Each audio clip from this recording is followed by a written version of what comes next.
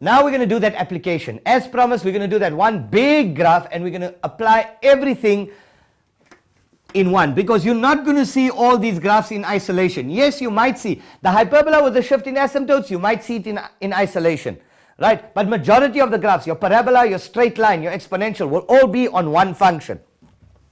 Let's now start. So I'm going to give you a situation like this. You can take this down, right? We draw a graph that looks like that. We then do this, going through there, right? I call this point A, I call that B, I call this C, I call that D.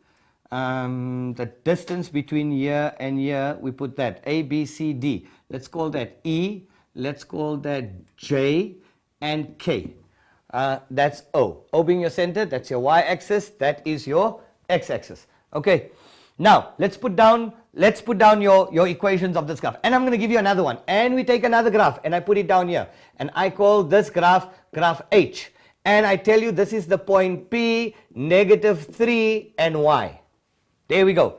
Take down that graph, and now let's start asking you questions with graph interpretation. Now obviously all the processes were not shown in the show, so you need to have watched the previous shows in order to be able to attack this, right? Go back to those processes and procedures that I showed you. All the processes with regard to a straight line, all the processes with regard to a parabola, all the processes with regard to the hyperbola.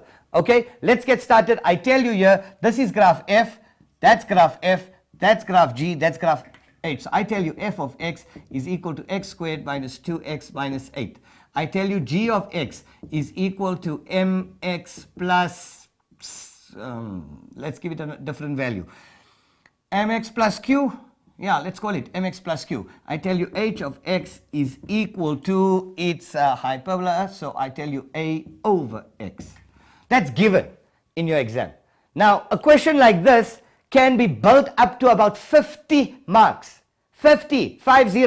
Why? Because it's graph interpretation. They can ask you a variety of questions. We're going to try and go through as many as we can. This is grade 11 and 12. So please make sure you stay focused.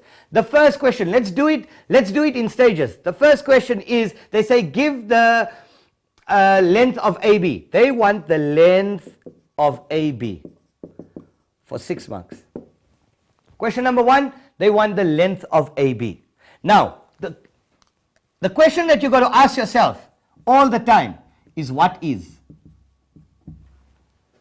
That's the question that you've got to ask yourself in your mind all the time. And you do know that if your answer is not on the graph, it must be in your equation. If it's not in your equation, it must be on your graph. If it's not in the one equation, it must be in another equation. It has to be somewhere on the board. It can't be. You're not sucking thumb. You're not pulling figures out of your thumb. The answer is on there, either in the equation or on the graph. So let's get started. What is AB? So what is A? What is A? What is B?